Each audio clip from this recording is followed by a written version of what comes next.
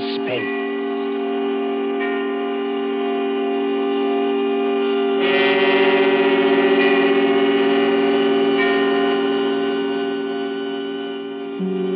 This is the Man in Black, here again to introduce Columbia's program, Suspense. Our distinguished star this evening is the stage and screen favorite, Mr. Paul Lucas, whose performances in The Lady Vanishes and in the stage production The Watch on the Rhine you will recall with pleasure. Tonight's tale of suspense is a story by John Dixon Carr, Fire, Burn, and Cauldron Bubble. If you've been with us on these Tuesday nights, you will know that suspense is compounded of mystery and suspicion and dangerous adventure. In this series are tales calculated to intrigue you, to stir your nerves, to offer you a precarious situation and then withhold the solution until the last possible moment. And so with Fire, Burn, and Cauldron Bubble and the performance of Paul Lucas and the other members of our company, we again hope to keep you in...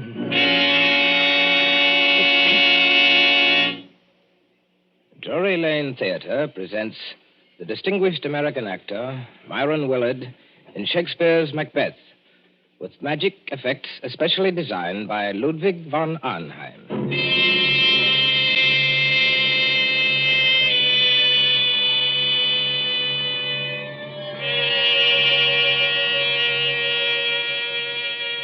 Double, double, toil and trouble, fire, burn, and cauldron bubble.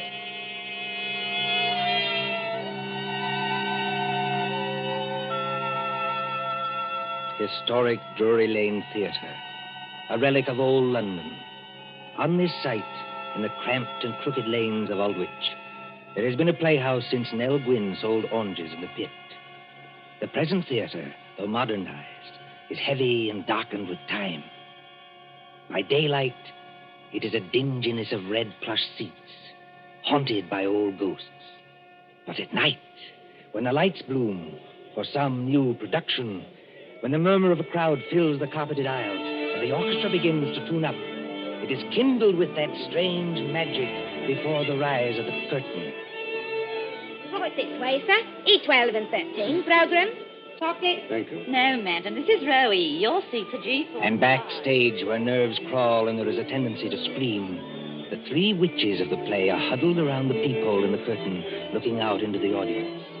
They are hideous-looking creatures, these witches, in gray rags like cobwebs. But as they speak... Dear, I am scared. Don't let it bother you, darling. You can't even see the audience when the floats are on. There's nothing to worry about. Nothing except the size of the take at the box office. You won't even have to worry about that tonight. Look out there. You two are shaking as much as I am. Now, don't pretend. All right, all right. Everybody's jumpy on first nights. What I can't understand is why they want to use young girls as witches and then make us talk in cracked voices as though we were 80. Double, double, toil and trouble, fire, burn, and cauldron bubble. What's that? Say, dear darling, it's only one of the ghost effects. You've been hearing it for weeks at rehearsals. I will say this for Myron Willard, as an actor and a manager, too. He's the first one who's ever had a real professional magician to do the ghost effects for this ham show. Oh, Ivy, Celia, look there. Where? Out in the audience in the second upper box on the left-hand side. Oh. Don't you see the woman who's just coming in? Yes, I can see her. Not a bad-looking bit of goods for her age. What about her? But that's Marcia Blair. Marcia Blair? You don't mean you've never heard of her? I can't say I have either, if it comes to that. Move over, Ivy. Give us a squint. Marcia Blair used to be Mr. Willard's leading lady. She was a very great actress 15 years ago. Oh, 15 years ago. She's had a terribly romantic history. Well, she's made lots of money and retired from the stage. Then she married some horrible no-good, and... Do you see that tall gray-haired man standing beside her? Well, he doesn't look much like a no-good. That's not the man I mean, Celia. That's Howard White, her second husband. Oh. They say he loved her for years and followed her about and practically worshipped her. But she was married to this no-good and wouldn't get a divorce. Then the no-good died, I suppose. So Marcia Blair and her faithful Howard got married. Yes. I remember reading in the paper that they've been married 1 year tonight. I expect they're very happy. Well, I'd be happy, too, if I had a mink coat and a string of pearls like that. Well, you've got to admit she's beautiful. All right, Katie, if you say so. I used to go and see her act when I was a little girl. She was kind of an idol. I wonder what they're saying to each other up in that box now. I wonder what they're saying.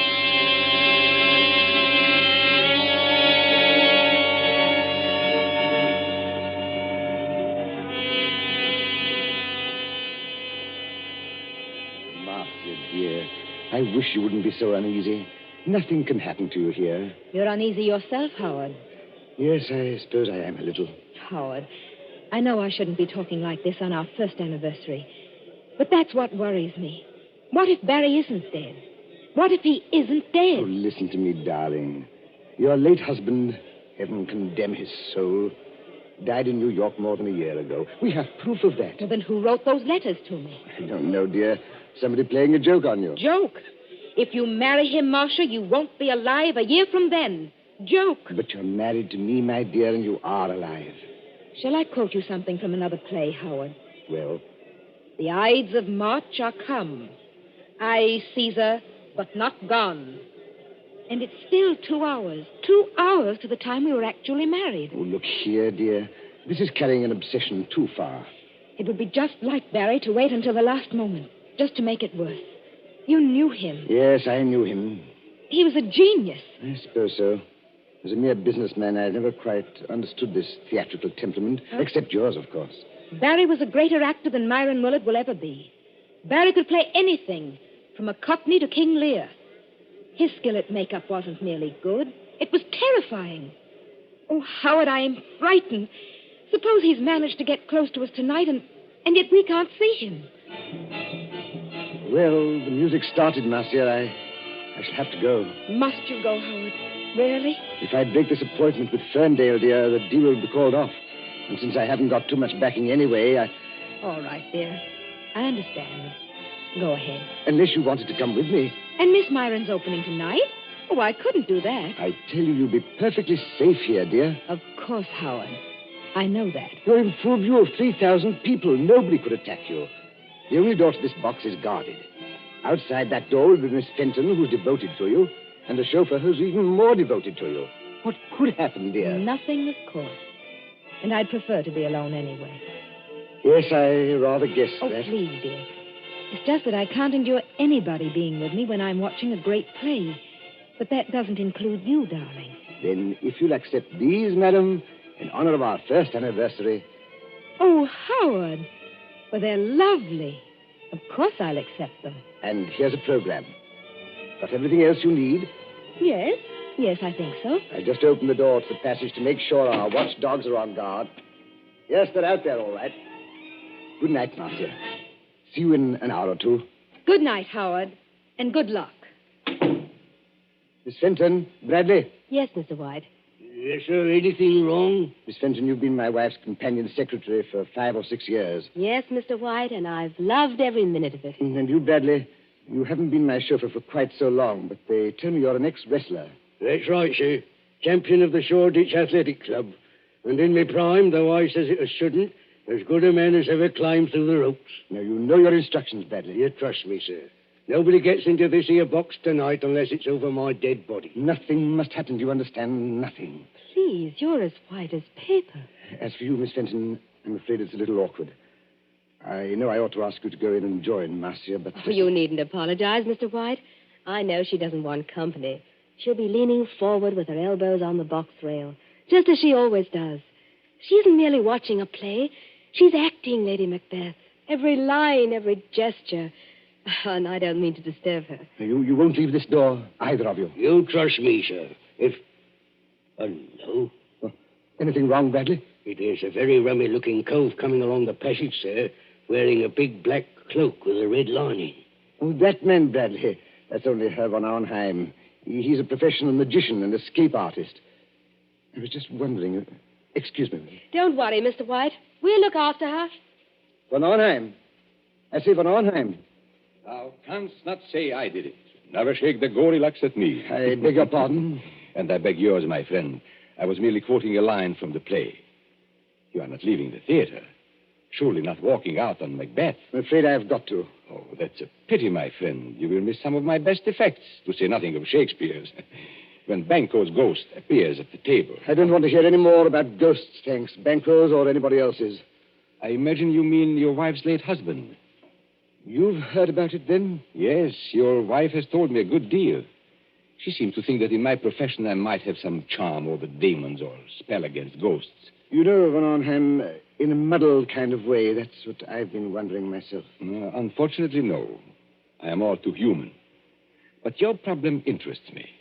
And I confess it worries me. Worries you? What about me? As I understand it, her first husband was a half-mad American actor who later went completely mad and died in New York. His, what's the word I want? Or obsession? That's it, obsession. His obsession was Marcia Blair's eyes. Yes, always her eyes. They seemed to hypnotize him. It is not new, you know. You'll find the same motive, the eyes of a beautiful woman, all through the works of Edgar Allan Poe. Then, as I understand it, after this man's death, she began to receive a series of letters. Foul letters. Apparently written by him, and threatening her with some rather horrible form of death if she married you. I tell you, Barry Lake is dead. He can't get up out of his coffin. Oh, getting out of coffins, my friend, is not so difficult. I have done it myself. Oh, please stop joking, Van Arnhem. You don't happen to be dead. True. There is that small difference. Is your wife here in the theater tonight? Yes. She wouldn't have come here except that it's Marion Willard's first night. And we haven't seen Marion, either of us, in years. She's back there in Box D. So I hear. I was hoping that you might invite me to share the box. Look here, old man. I don't want to seem inhospitable, but... She doesn't want company?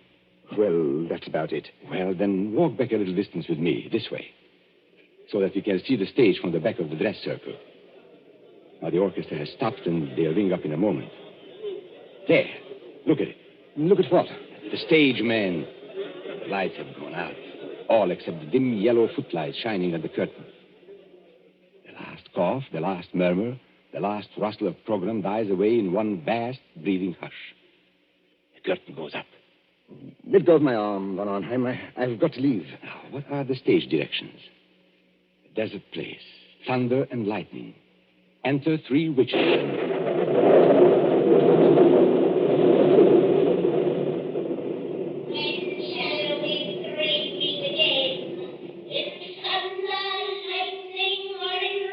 When, indeed, I wonder. I beg your pardon, Van Arnhem. Do you speak? No, it was nothing.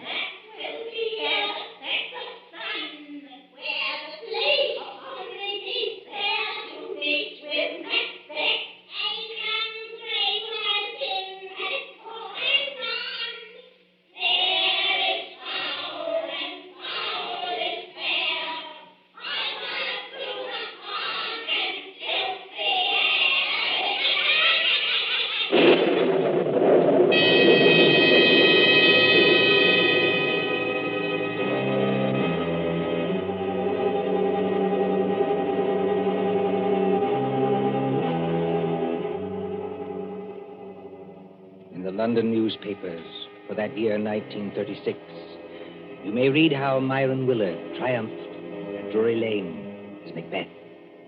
But tonight, as the clock ticks on, there is another drama in the dimly lighted corridor outside Box D. There sits Miss Louise Fenton, Marcia Blair's companion secretary. Beside her, burly and broken-nosed, is big Jim Bradley, the ex-wrestler. And when more than half an hour has passed... There's the applause, Jim. That must be the end of the first act. Yes, I hear it. Nothing's happened. But take my word for it, nothing's going to happen. Oh, she's such a likable person, Jim. And I think one of our greatest Shakespearean actresses. Well, I don't much care for this Shakespeare business, miss. You give me a good movie with gangsters in it. It's my style. Oh, you don't understand, Jim. I've seen her as Juliet, as Rosalind, as Portia, in our own drawing room without any props. I've heard her as Lady Macbeth, too. You should see her eyes. Her eyes, miss? Yes, you should see her eyes when she delivers that speech. The raven himself is hoarse that croaks the fatal end. Hey, miss, look there. What is it? That foreign-looking cove in the black cape. Coming along the passage now. Easy. I beg your pardon. You are Miss Louise Fenton, aren't you? Yes, my name is Fenton. What is it? I am Ludwig von Arnheim, a friend of Mr. White's. And I must see Marcia Blair at once. No, you don't, Governor. You're not going in there. Why not? Because nobody goes in there. Not if it was the king himself. That's orders. Now listen to me, both of you. When the lights went on, I happened to be looking at Box D from the other side of the theater. And I think there is something wrong. But there can't be anything wrong. Jim Bradley and I have been sitting here the whole time. Except, of course... Except when? Well, except when I went in there for a few seconds. You went in there, Miss Fenton? May I ask when that was? Well, it was after Mr. White had gone and just before the play started. I went in to ask if she wanted anything. She said she didn't, so I came out again. And Bradley's been with me all the time, except when he went to get a drink of water up the corridor. That's as true as gospel, Governor. One moment, and listen to me. Marcia Blair is leaning forward across the railing of the box. Oh, but that's nothing, Herr von Arnheim. That's the way she always is. Does she always fall forward with her arms held straight out and her head down on her arms? Better be careful, miss. It's a trick. Trick? Why not open the door and see for yourselves? Would that do any harm? No, I suppose it wouldn't, but... Oh, there must be some mistake. We haven't heard a sound from in there. There couldn't be anything wrong. You open the door, Miss Fenton. I'm going to hold tight to this gentleman, just in case. Quiet, please. Quiet. What is it, miss? Walk in there with me, both of you. Please go casually, as though nothing were wrong. We don't want to attract attention. Now. Oh, Herr von Arnheim. There's blood all over her face. Yes. And don't begin screaming again, Miss Fenton, when I tell you she's dead. Bradley?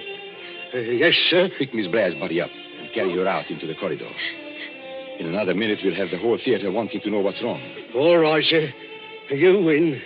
But what about the people in the other boxes? Won't they see? They've gone down to the bar to get a drink. They won't see anything. Hurry. She ain't no lightweight, the poor lady ain't. Steady does it. Hold the door open. That's got it. Now, close the door. Shall I put her down on the floor, Governor? Yes, better do that. I never took those threats seriously. That's what I blame myself for. And if something did happen, well, I thought he'd attack her. I never thought he'd hide away across the theater and fire a shot. And you were quite right, Miss Fenton. Marcia Blair was not shot. She wasn't shot. No, take a look at the wound. Oh, I can't look at it. She was stabbed. Stabbed through the right eye with a narrow, sharp blade, which entered her brain and killed her instantly. Not a pretty death, but a quick one. You seem to know a lot about this, Governor. Perhaps I do, my friend, and perhaps I can guess a lot more. You mean somebody stood out there and threw a knife at her? Like a ready music hall turn? No, I don't mean that either. There's no knife in the wound and none in the box. The murderer took it away. Took it away? Exactly. Herr von Arnheim, please wait. You're not saying someone climbed up from outside, 20 or 30 feet from the floor, and stabbed poor Marcia in full sight of 3,000 people? That, Miss Fenton, is what the evidence seems to indicate. But it's impossible. Yet it happened. There is Marcia Blair's body. What's that? Oh, it's the warning bell for the second act. People will be coming back here any minute. What are we going to do?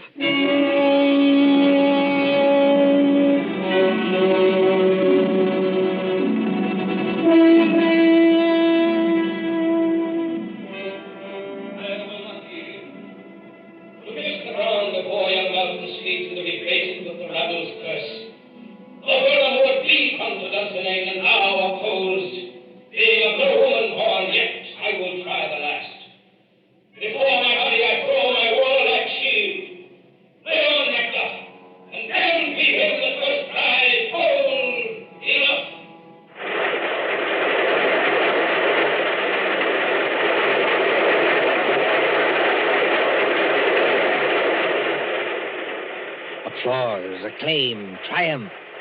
Myron Willard as Macbeth. Helen Gale as Lady Macbeth. Magical effects by Ludwig von Arnheim. Very few persons knew that there is a dead woman in the theater. But at the end of the play, it is a different story.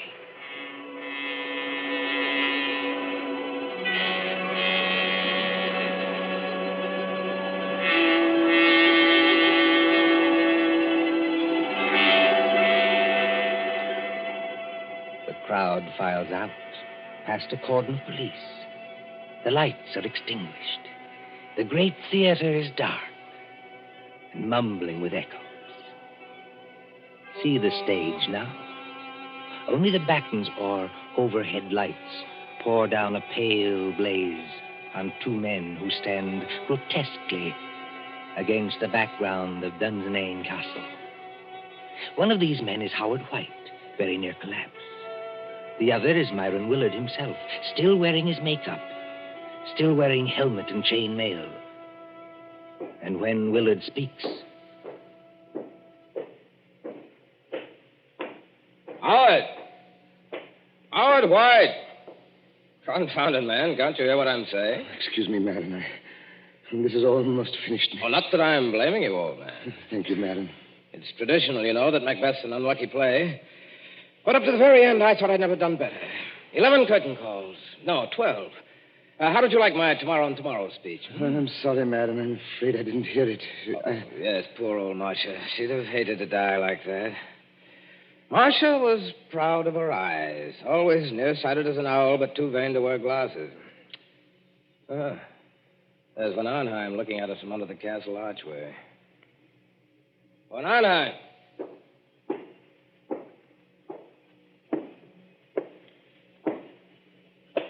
Did you call me, my friend? You're rather difficult to recognize under all that Macbeth makeup. Yes, I was just thinking the same thing. Never mind that. Where are the police now? At the moment, Mr. Willard, the police are in your dressing room. They are using it for questioning. No reception tonight, of course. No, but I thought you might be interested in 2 items of information that police have just discovered. Well, go on. We had a fairly full house tonight, I believe. Fairly full. Every seat was reserved. Reserved, yes, but not occupied. I don't follow you. 1 box on the ground floor, box E to be exact, was empty. Reserved and paid for, but empty. And box E, oddly enough, was just underneath the one occupied by Marcia Blair. Well, all the same, I still don't see quite what you're... Now, our next item of information comes from an usher. An outside eye seat in the stores, very close to that empty box, was occupied by a very curious stranger who arrived late in the dark and slipped out again by a nearby exit a few minutes afterwards. Just one moment, Von Arnheim. Are you saying this stranger climbed up and attacked Marcia in full view of the audience? No, my friend. The murderer did not approach from that direction. Then he must have reached Marcia through the door, guarded by Bradley and Miss Fenton? No, not from that direction either. Confound it, man. It must have been one way or the other. Not necessarily. Now, tell me, Howard, don't you think I've got enough troubles already without this nightmare on top of it? Herr von Arnheim. Herr von Arnheim. Now, you must take it easy, Miss Fenton. You must not excite yourself. Have the police Yes. been... Look, you've got to help me. They won't believe me. They won't believe the young lady, sir, and that's a fact. I've tried to help her all I can, but there's things I can swear to and things I can't. You see, I did go into that box. Oh, just for a couple of seconds, I admit it. But no other person went in or could have got in. So they say, or at least they're hinting that I killed her. But I swear I never touched her. Who was questioning you, Miss Fenton? Inspector Grimes or Sergeant Blake? I'm not sure. The sergeant, I think. Then I shouldn't worry if I were you. Inspector Grimes knows better. He's guessed, in fact, exactly what I have guessed. You seem on rather familiar terms with the police, my friend. I am, Mr. Willard. I am. Anyone who practices escapes from handcuffs, sacks, chests... And stage boxes, perhaps. Stage boxes, if you insist. Excuse me. Isn't that Inspector Grimes in the wings now? Yes, and he's nodding his head. Then I can tell you, I think, what you want to know. Well, if you do happen to know anything, it's your duty to speak up. Poor Marcia seems to have had some ridiculous idea that her former husband, Barry Lake, was still alive. Her fears weren't justified, of course, and she wasn't killed by any dead husband. I beg your pardon. Her fears were justified, though not quite in the way she believed. And she was killed by her husband. Then Barry Lake is still alive. No, Barry Lake is dead. Well, you don't mean Marcia was really killed by a ghost? No. I mean she was killed by her devoted second husband, Mr. Howard White. Here, stop. You hear what they say? That's not true. It's a slanderous statement. I'll have you in court for it. Everybody knows how devoted I was to Marcia. Your devotion, my friend, was devotion to her money. And your business affairs have been shaky for a long time. That's not true, and you can't prove it. Marcia Blair was inclined to be, shall we say, a little close-fisted with money. That's true, anyway. She It's a was lie. Willing to marry him, but Mr. Howard White knew he'd never touch a penny unless he killed her. He wrote the letters himself. Herr von Arnheim, he can't be guilty. She was alive after he left the box. He wasn't anywhere near her when she died. Perfectly correct, Miss Fenton. He wasn't there, and yet he killed her. Exactly. But you and Bradley can supply the clue that will hang him. Me, sir? I don't know nothing. No, I don't either. I think you do if you'll put your mind to it. Do you remember what Howard White said to her just before he left the box? Yes, he said, "Good night, Marcia. See you in an hour or two." And she answered, "Good night and good luck." No, I mean just before that. Well, there wasn't anything. You see? It's a slanderous statement without any proof. It's an insult to my position on the stock exchange. Wait. I do remember something rather queer. Think, Miss Fenton, think. He said to Marcia jokingly, "If you'll accept these, madam, in honor of our first anniversary." And Marcia said, "Howard, they're lovely. Of course I'll accept them." That's right, sir. He did say it. And what do you think he was referring to, Miss Fenton? What was he asking her to accept? Well, I imagined it was flowers, a corsage or something like that. Did you see any flowers in the box or pinned to Marcia Blair's gown? No. Now, come to think of it, I didn't. Then what did he give her? Don't look at me, sir. Now, here is a woman who is very nearsighted, yet refuses to wear glasses. But she can accept a pair of... Opera glasses. Miss, a lie. You can't prove it. Hold on, sir. Let go. You better stay here, Governor. Thank you, Bradley, but the place is surrounded with police. But I still don't understand. Now, what happens when you lift opera glasses to your eyes and they are not in focus?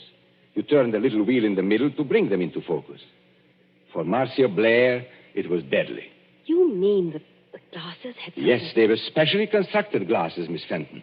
They were invented by a French criminal years ago. That little wheel is a little trigger. It releases the spring of a sharp, thin blade which strikes through the eyes into the brain. Oh, don't, please. You can't prove it. Marcia Blair died instantly. The glasses torn from her eye by their own weight dropped over the box rail to the carpeted aisle below. The only witnesses who might have noticed would have been the people in the box just underneath. And that box was empty. By arrangement, yes. Even if anybody did see them fall, Howard White was prepared to remove the evidence instantly. You haven't forgotten the curious stranger. Curious stranger? I mean the man who slipped in after it was dark, took an aisle seat just under the box, and slipped out again a few minutes later. It's a pack of lies from start to finish. You can't prove a word of it. I beg your pardon, my friend. Didn't you see Inspector Grimes nod to me a moment ago? Well... You are going to hang, my friend, for one of the neatest and cruelest crimes in my experience. The police have just found those opera glasses with a neat set of fingerprints in the side pocket of your motor car.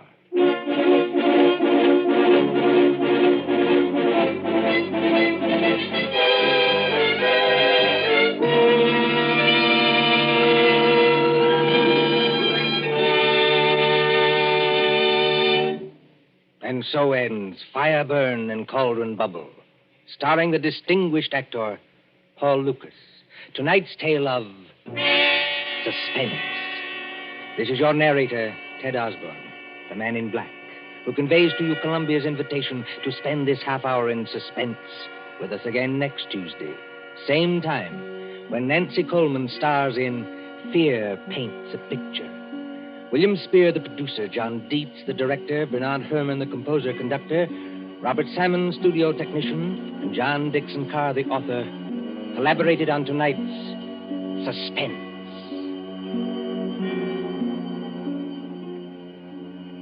This is the Columbia Broadcasting System.